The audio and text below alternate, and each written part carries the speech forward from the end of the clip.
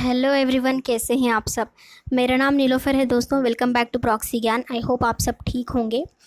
जैसे मैंने अपने पिछले लेक्चर्स में कहा था कि हम लोग NABARD assistant manager grade A का जो भी पोर्शन है एग्रीकल्चर एंड रूरल डेवलपमेंट का, वो सारा कुछ कवर करेंगे हमारी इस लेक्चर सीरीज़ में। आज उसका पार्ट 24 है। इसके पहले कई सारे पार्ट्स आ चुके हैं, उनको आप ज़रूर देखिएगा क्योंकि ये सारे टॉपिक जो हैं वो एक दूसरे से लिंक्ड है और अगर स्टार्टिंग से ही पढ़ेंगे तो आपको ज़्यादा समझ में आएगा। आज का लेक्चर स्टार्ट करने से पहले एक छोटी सी इन्फॉर्मेशन आप सबके लिए। हमारे चैनल प्रॉक्सी ज्ञान ने एक छोटा सा इनिशिएटिव स्टार्ट किया है कि जो आपके जो भी एग्ज़ाम रिलेटेड क्वायरीज हो या फिर कन्फ्यूजन हो, उनको दूर करने के लिए हमारी वेरोनिका मैम एक्सपर्ट जो हैं आपको 1-on-1 काउंसलिंग के थ्रू गाइडेंस देंगी। बहुत ही रीज़नेबल प्राइस पे ये काउंसलिंग सेशन होगा।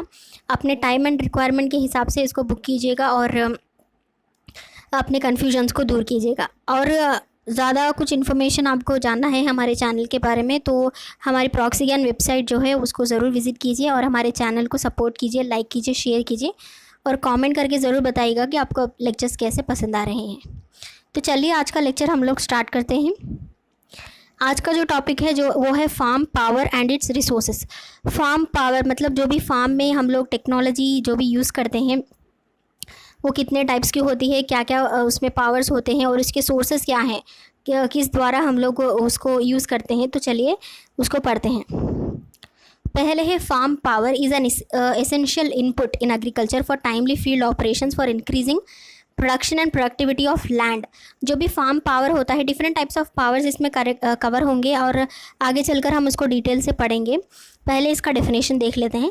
फार्म पावर जो है एग्रीकल्चर में बहुत ही इंपॉर्टेंट होता है। अगर हम ले फील्ड ऑपरेशंस में प्रोडक्शन इंक्रीज़ करने के लिए या फिर लैंड की जो प्रोडक्टिविटी है उसको इंक्रीज़ करने के लिए फार्म पावर का बहुत ही वाइटल रोल होता है एग्रीकल्चर में।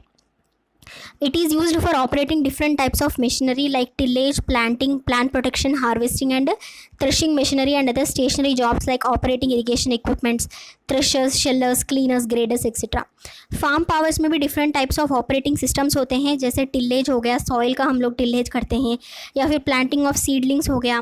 ऐसे कई सारे प्लांट प्रोटेक्शन के लिए हम लोग फार्म पावर यूज़ करते हैं, हार्वेस्टिंग के लिए और इरिगेशन इक्विपमेंट्स को ऑपरेट करने के लिए। ऐसे कई सारे जॉब्स के लिए हम लोग फार्म पावर को यूज़ करते हैं। सोर्सेस ऑफ फार्म पावर देखते हैं कि कितने सारे सोर्सेस हैं इसमें और एक एक सोर्स को हम लोग डिटेल से पढ़ेंगे। There are different types of sources of farm power available in India which are classified as human power, animal power, उसके बाद है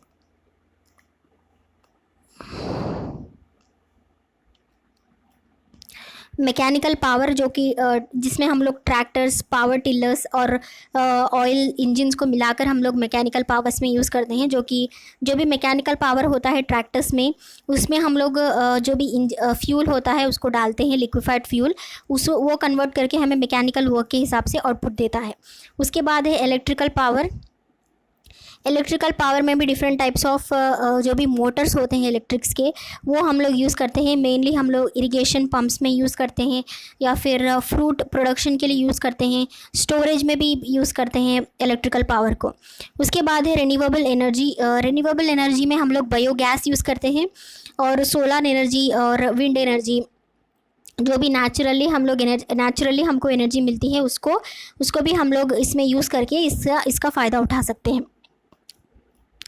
पहले है human power. Human power obviously जो भी फार्मर लेबर्स होते हैं वो जितना भी काम करते हैं उसको हम लोग ह्यूमन पावर में देते हैं। Human power is a main source for operating small implements and tools at the farm.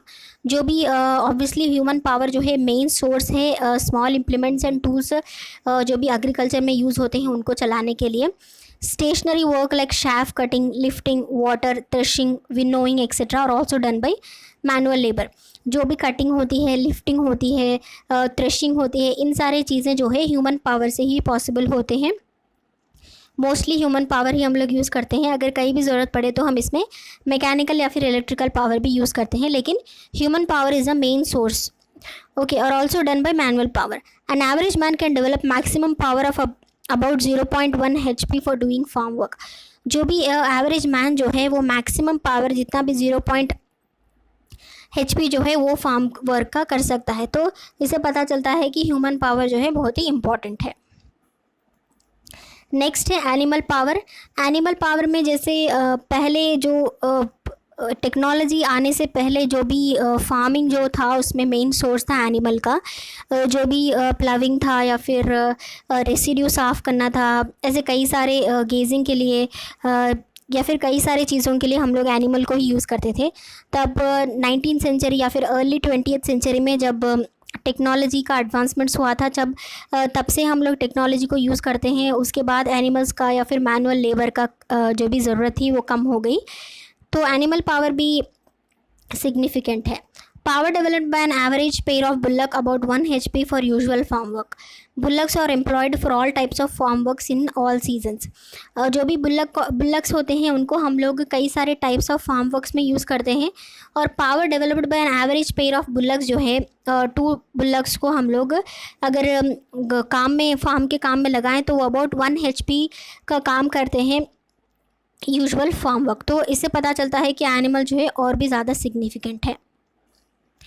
उसके बाद है besides bullock other animals like camels, buffaloes, horses, donkeys, mules and elephants are also used at some places, जिसमें agriculture में ये लोग use आते हैं। जो भी बुल्लक कार्ट्स हो गए, बुल्लक कार्ट्स को हम लोग यूज़ करते हैं आज भी, जो भी फार्मिंग के प्रोडक्ट्स जो हैं उनको ले जाने के लिए। या फिर कैमल्स को हम लोग यूज़ करते हैं, बफेलोज़ को भी यूज़ करते हैं, हॉर्सेस, डोंकीज, एलिफेंट्स को, कई सारे एनिमल्स को आज भी हम लोग यूज़ करते हैं। The average force a draft animal can exert is nearly 1/10 of its body weight. तो जो भी एवरेज फोर्स होता है जो एनिमल अपनी बॉडी से एक्सर्ट करता है वो अपनी बॉडी वेट से 1/10 होता है। उसके बाद है इलेक्ट्रिकल पावर। इलेक्ट्रिकल पावर जो है इलेक्ट्रिकल मोटर्स में हम लोग फार्मिंग में यूज़ करते हैं। Electrical power is used mostly in the form of electrical motors on the farm. Motor is a very useful machine for farmers. So motors जो है बहुत ही ज़्यादा इंपॉर्टेंट है, क्योंकि अगर जो भी हम लोग टेक्नोलॉजी यूज़ करते हैं फार्मिंग में उसमें अगर मोटर नहीं तो वो कोई काम का नहीं।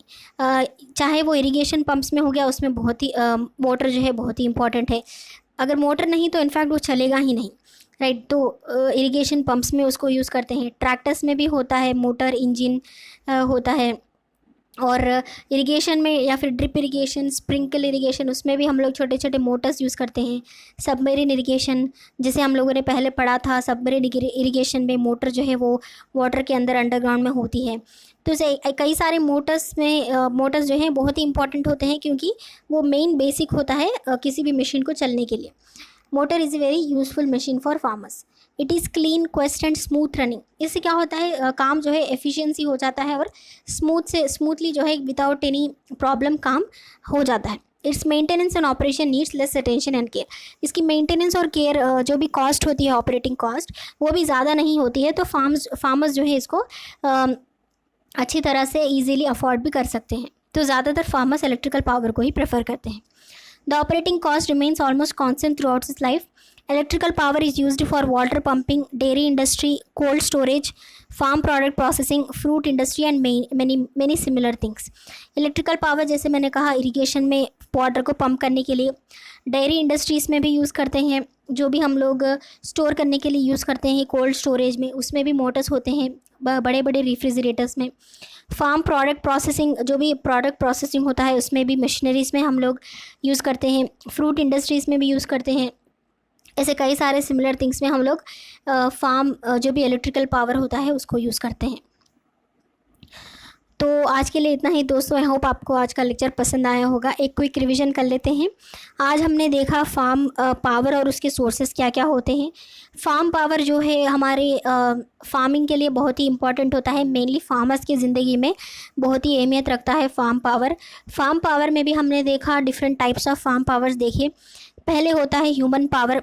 Human power obviously manual labour जो होता है उसको हम लोग ह्यूमन पावर बोलते हैं।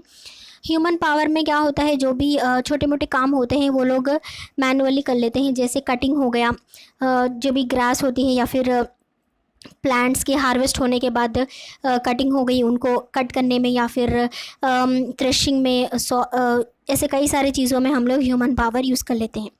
उसके बाद देखते हैं हम एनिमल पावर। एनिमल पावर पहले बहुत ही रेलेवेंट था, जो भी मशीनरीज आने से पहले ज़्यादा एनिमल पावर ही यूज़ होता था। उसके बाद मशीनरीज आने के बाद एनिमल पावर जो है कम हो गया, बट आज भी एनिमल पावर है, ऐसे नहीं कि वो एक्सटिंक्ट हो गया। एनिमल पावर में हम लोग different types of animals use करते हैं, बफेलोज, बुल्लक्स, एलिफेंट्स और हॉर्सेस, डोंकीज, ऐसे कई सारे एनिमल्स को हम डिफरेंट यूज़र्स में हम लोग उनको यूज़ करते हैं। एनिमल पावर के बाद हमने देखा मैकेनिकल पावर। मैकेनिकल पावर में क्या होता है कि जो भी हम लोग उसमें लिक्विफाइड फ्यूल डालते हैं वो चेंज करके हमें मैकेनिकल वर्क देता है। जैसे कई सारे मशीनरीज़ में हम लोग इसे यूज़ करते हैं, ट्रैक्टर्स में हम लोग इसे यूज़ करते हैं, जो भी उसमें इंजन्स होते हैं वो काम कैसे करते हैं, तो उसमें मैकेनिकल वर्क ही काम आता है। डिफरेंट टाइप्स ऑफ मशीनरीज़ में हम लोग मैकेनिकल वर्क को यूज़ करते हैं। उसके बाद हमने देखा electrical power. Electrical power is more important. Electrical power जो है जिसमें मेनली इलेक्ट्रिकल मोटर्स में, सबमरीन पंप्स में, जो भी हम लोग इसे टर्बाइन पंप्स में हम इसे यूज़ करते हैं। जो भी मोटर होता है वो बेसिक होता है, राइट, तो उसी में हम लोग इलेक्ट्रिकल पावर को देखते हैं। अगर इलेक्ट्रिकल पावर नहीं तो कोई भी टेक्नोलॉजी हम लोग फार्मिंग में यूज़ नहीं कर सकते। वाटर पंपिंग में ये यूज़ होता है, डेयरी इंडस्ट्रीज़ में यूज़ होता है, जो भी कोल्ड स्टोरेज होता है पेरिशेबल गुड्स का, उसमें हम लोग इसे यूज़ करते हैं। ऐसे कई सारी चीज़ों में हम लोग यूज़ करते हैं। उसके बाद जो है रिन्यूएबल एनर्जी जो है, जो भी बायोमास होता है या फिर मेन्यूर हम लोग नेचुरली प्रोड्यूस करते हैं, वो भी फार्मिंग में यूज़ होती है। और बायोमास के अलावा जो भी विंड एनर्जी होती है और जो भी अलग तरह के नेचुरली ऑब्टेन्ड एनर्जी होती है, जो भी हमें यूज़ होती है, जो रिन्यूएबल हो सकती है, जो भी हमें नेचुरली अवेलेबल हो, जिसको हम लोग रिन्यूएबली यूज़ कर सकते हैं, बार बार यूज़ कर सकते हैं, तो ऐसे कई सारे पावर्स जो हैं वो रिन्यूएबल एनर्जी में यूज़ होते हैं। तो ये सारा कुछ डिटेल से आज हमने लेक्चर में पढ़ा है। आई होप आपको आज का लेक्चर पसंद आया होगा। एक और नए इंटरेस्टिंग टॉपिक के साथ फिर से अगले लेक्चर में मिलती हूँ। तब तक के लिए बाय बाय, टेक केयर।